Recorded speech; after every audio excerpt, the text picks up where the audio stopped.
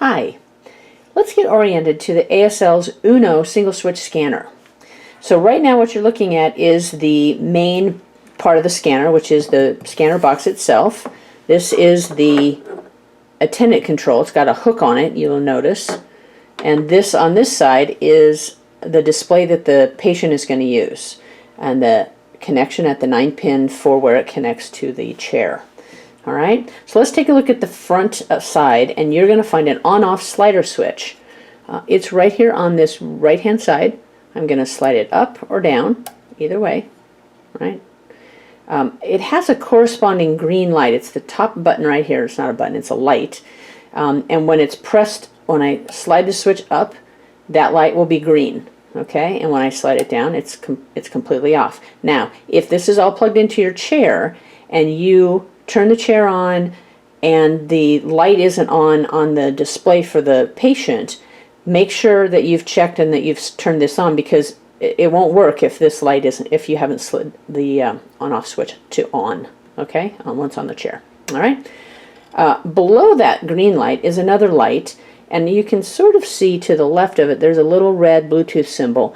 That is going to be the light that indicates whether or not you have successfully paired to something. So that light will either be flashing blue or it'll be solid blue. Flashing blue means it's just sitting in pair mode and it has paired to nothing. If it's a steady solid blue light, it's indicating that you have successfully paired to something. Okay? It's not telling you you're in Bluetooth mode, it's just telling you that you've successfully got something paired to it. All right? As we move over here to the left, you're going to see this dial with a small arrow in the center. This is the scan timing dial. I'm going to zoom in a little bit closer, I hope, for you. And you can see that a little bit better. There we go. There you go. So you can kind of see there's an arrow in there, and this dial, you can take a little screwdriver and stick it in there, and you turn it. What this does is it lets you set how fast the scan moves through the lights. If it's all the way to the left, it moves 0.2 of a second, and all the way to the right is 4 seconds, which means it's how fast those lights move around that display. So 0.2 of a second, it's going to go bump, bump, bump, bump, bump, bump, bump, and move really quickly. 4 seconds means it's going to sit for 4 seconds, and then move for another, and sit for 4 seconds, and move and sit for 4 seconds, and move and sit. Okay, so very slow. You're going to probably be somewhere in between those for most of your patients. Okay? All right, moving over to the left some more are the dip switches. Now, I'm going to zoom in some more on those dip switches because they are either on or off. Okay? So these dip switches allow you to set the behavior of the scanner, including whether or not you scan the VIRs, the Bluetooth, or the auxiliary 9-pin port. And there are 6 switches, so you see 1 through 6. If they're up, they're on, and if they're down, they're off. Okay, so let's talk about the very first one. Number 1 enables VIR. It manages whether the VIRs are included in the scan pattern, and I'll show you those VIRs on that display in a minute. In the up position, when it's pushed up, VIRs are included in the scan. If you don't want to use them and you just want to use 4 directions, slide that little dip switch down to off, and they will not be included in the scan. All right.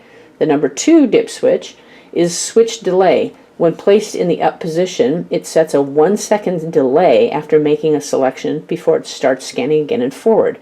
The point of this is so that if you go to veer to the left, for instance, and you make a quick veer, and then you let go of your switch and realize you didn't go far enough to the left, this delay will allow you to continue to add to that veer without having to scan around the pattern again. You can actually select that turn twice if you do it quickly within 1 second before it returns back to forward.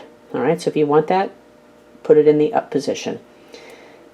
The third one is the Bluetooth enable switch, right? So this includes the Bluetooth mode in the scan pattern. If it's not in the up position, the patient cannot get into the Bluetooth mode. So if you are using a Tekla or a 557.3 and you are trying to connect to something through Bluetooth through this scanner, number 3 needs to be up. Okay? All right, number 4 enables the auxiliary. That's the 9-pin port on the back that I'm going to show you in a minute.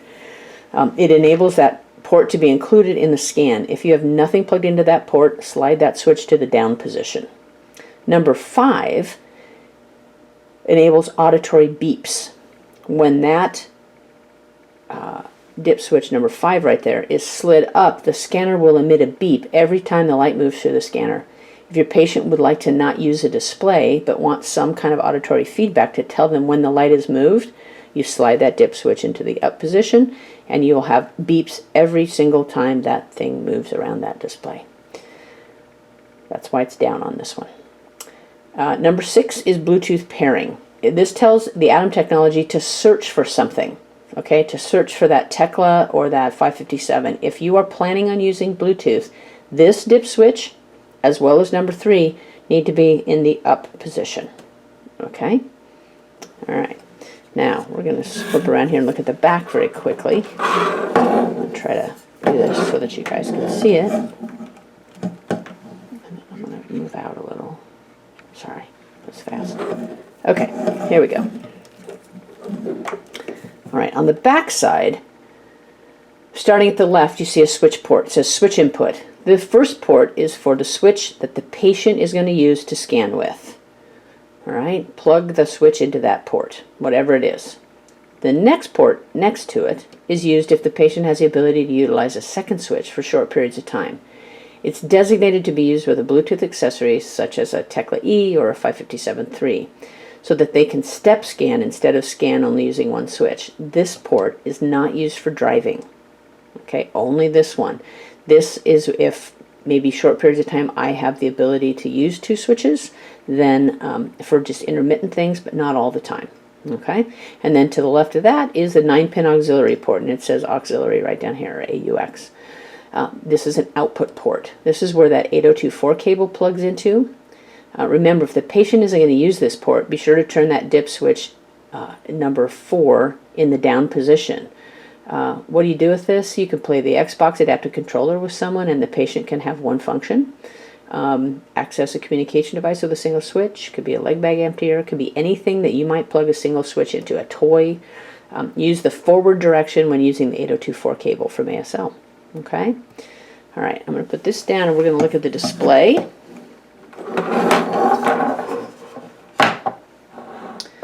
All right, I'm going to plug this into a battery really quickly. So it's not plugged into a chair, but I just want to have a little bit of power to it is all.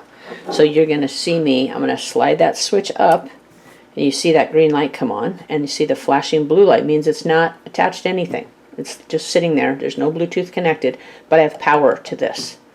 Okay? And then what you're going to see on the display is there's 2 attachments to this. The display, and then there's a antenna control. And they look very similar, but the display has the lights, and the antenna control has the hook. So see how they look very similar, but this one is for the patient, and this one with the little hook on it is for the attendant. All right, let's talk about this for a minute. Okay, so you see 6 direction arrows around the ASL logo. So there's the logo in the center, and these are the direction arrows. Well, actually not 6, you see, yeah, you do see 6.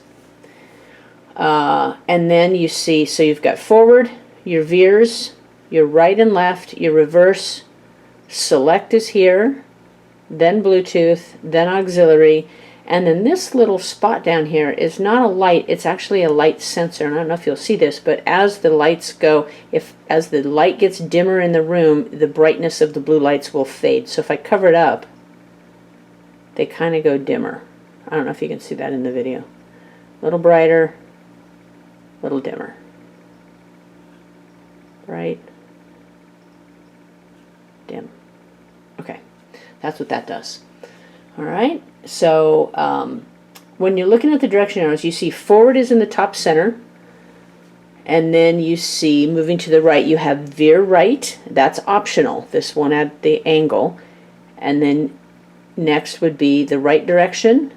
Then you've got veer left, also optional, and left, and then reverse. They light up in a sequence in that frequency of occurrence. So it's going to go forward, right, left, reverse, select, Bluetooth, and auxiliary. I've got everything turned on right now just so that you guys can see it all scanning. Okay. How fast it progresses through that sequence is set by that blue dial down here, right? So if I turn this down a little bit, it's going to slow down a lot. See how much slower it is now? Pokey, okay? Okay, so remember that these veers, you can have them on or off. They are not necessarily critical to successful driving. All right, the mode switch, the select switch is a mode switch. So that's changing functions or moving from driving to seating, whatever that is. So whatever a mode switch does on any electronics. Okay, then the Bluetooth puts the scanner into Bluetooth, and it activates whatever we're connected to through one of the Bluetooth accessories. To get out of Bluetooth mode, you hold on the switch for 5 seconds, and the scan sequence then resumes back at the top. Okay. Auxiliary is that 9-pin port on the back. If you don't have anything in it, there's no need to scan it. It's just taking up time. Okay, it's one more thing to have to scan through, so we don't want to have to do that if we don't. So turn that dip switch down.